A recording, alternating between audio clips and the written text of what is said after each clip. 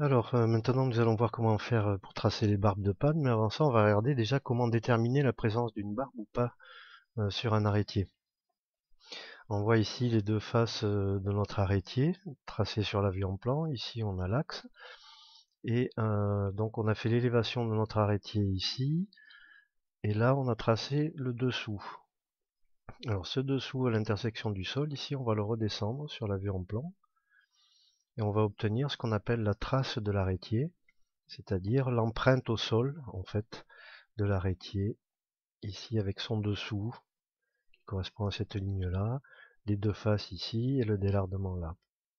Et pour vérifier si nous avons une panne ou pas, on va reporter le dessous de la panne, qui correspond en fait au dessus d'arbalétrier, à croiser la ligne de trave ici du chemin d'emprunt, qu'on reporte parallèle à la sablière, et qu'on vient croiser avec notre dessous d'arrêtier, ce qui correspond au dévers de pas de l'arrêtier. Et donc on peut voir ici notre dessus de panne sur la vue en plan est là, le dessous est ici, et l'arrêtier s'arrête ici, donc on voit bien ici que nous avons un petit triangle qui correspond à notre barbe.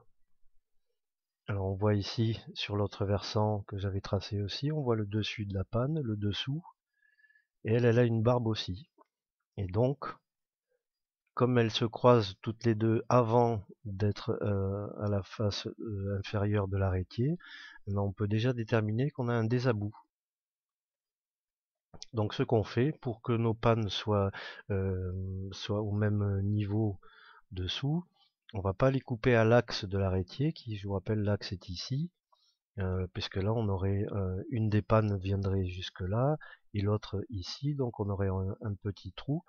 Donc on prend le point d'intersection des deux et on va couper à l'intersection parallèle ici à l'axe en plan de l'arrêtier.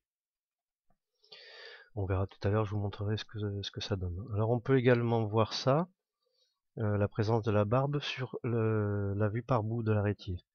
Alors la vue par bout de l'arrêtier, je vous rappelle ici, on le coupe d'équerre et on rabat le dessus, le dessous qu'on rapporte sur la vue en plan, et le point d'intersection au sol de l'arrêtier vient croiser les deux sablières des deux versants, et le point d'axe lui vient à l'axe de l'arrêtier en plan. Et lorsqu'on relie ces points-là, ici, j'obtiens le latis de l'arrêtier d'un côté, le latis de l'arrêtier de l'autre. Et ensuite, pour tracer le dessus de panne, on prend donc le dessus de panne ici, à croiser cette ligne au sol, parallèle à la vue par bout. On fait la même chose avec le dessous. Et donc ici, on voit entre la face là, les deux latis et le dessous de l'arrêtier. On voit bien que notre panne vient aussi et qu'on a un petit triangle ici et un petit triangle là qui nous donne un petit désabou ici. Alors la vue par bout en 3D, voilà, on l'a comme ça.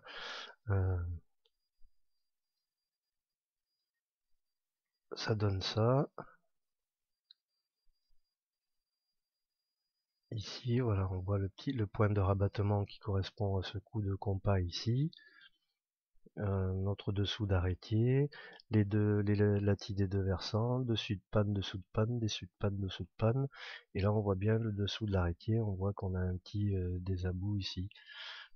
Si je mets avec l'arrêtier en transparence, voilà, là on voit bien que l'arrêtier est en place et que on a ici, voilà, un petit désabou, une barbe qui correspond donc à ce petit triangle ici pour cette panne-là et au petit triangle ici pour ce versant, et qu'elles ont en plus un désabou.